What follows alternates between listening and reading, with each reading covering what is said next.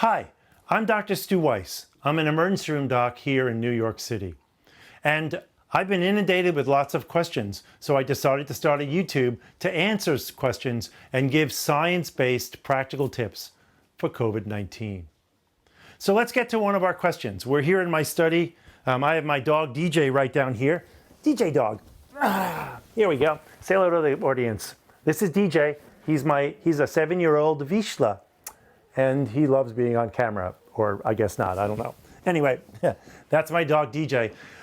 You've met him before because I had a video about pets, which if you want to learn about pets and COVID-19, go watch that video, please. But let's look at today's question.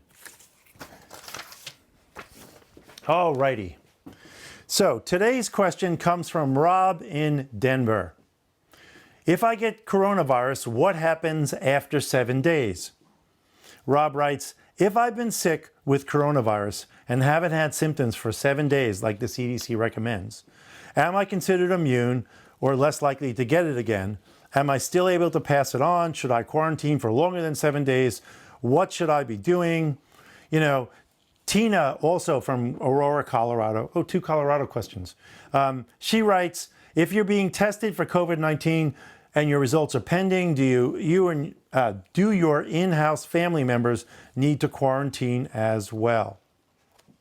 Okay, so let's actually talk about home quarantine a little bit, right? So if you have symptoms, there we go. If you actually have symptoms, then while you have symptoms, and actually a couple days even before you get symptoms, which is the hard part about coronavirus, you can actually be spreading the virus. So what happens when you've been home and you've been isolated because you've been sick, but now you're feeling better? What are the current CDC recommendations? So I actually have them here, and I want to read these to you. This is from the latest CDC guidance from March the 16th. So it's how to care for someone who is sick, all right? So here, once you've had COVID-19 symptoms and you stayed home because you weren't that sick and you're feeling better, when can you discontinue home isolation? And the CDC gives a couple of criteria that you need to follow. So the way to stop home isolation is if it's been at least 3 days, which is 72 hours, have passed since you have no fever without fever medicine.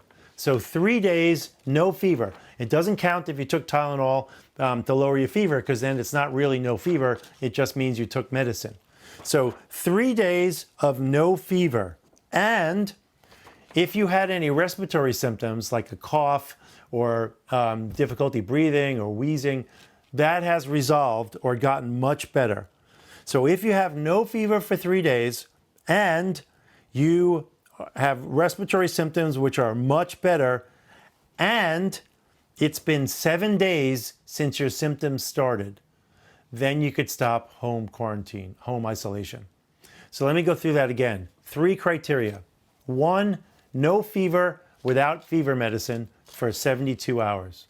Second of all, respiratory symptoms have to be getting much better, markedly improved. Number 3, it has to be at least 7 days since you first got sick.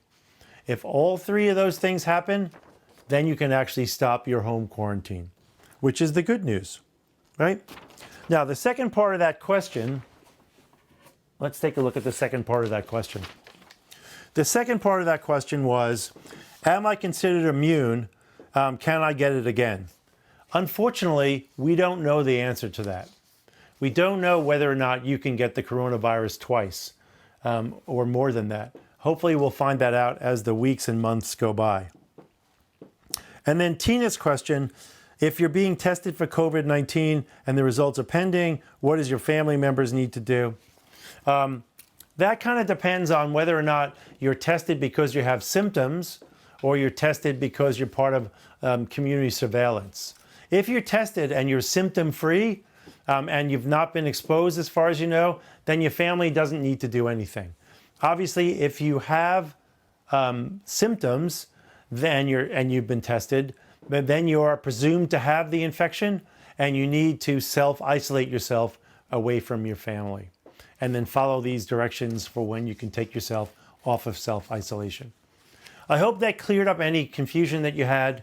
If you have more confusion, like all of us do, then drop me an email. You can look at our website. Go to www.drstu.org, which is www.doctorstu.org. You can send me comments or questions. I'm happy to answer them. Please subscribe to our channel, and we'll see you tomorrow.